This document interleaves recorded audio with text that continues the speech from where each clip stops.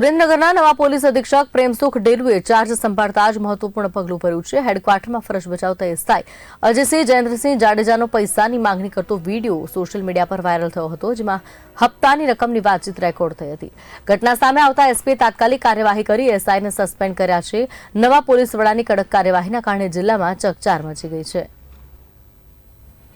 Hello हाँ हाँ अजय सिंह साहेब આપણે અજય ભાણો બોલું હું हाँ बोलो। કહું આપણે ઓલો હપ્તો દેવાનો તો જીગાને દઈ દઉં કે તમને આપું? ક્યાં છો અત્યારે? અત્યારે તો હું આ બહાર હું ઘરે જાઉં એટલે બારે ક્યાં લીમડીમાં જ લીમડીમાં જ છો કે? હા લીમડીમાં જ છું। તો પોલીસ સ્ટેશન બાજુ આવજો, પોલીસ સ્ટેશન જ છું। પોલીસ સ્ટેશન જ છો? હા હા અને અત્યારે હે ને 1000 રૂપિયા આપું હું અને બીજા હે ને આ એડજસ્ટ થાય ને એટલે દઈ દઈશ ભલે ભલે હો। ભલે ભલે। એ સારું હાલો।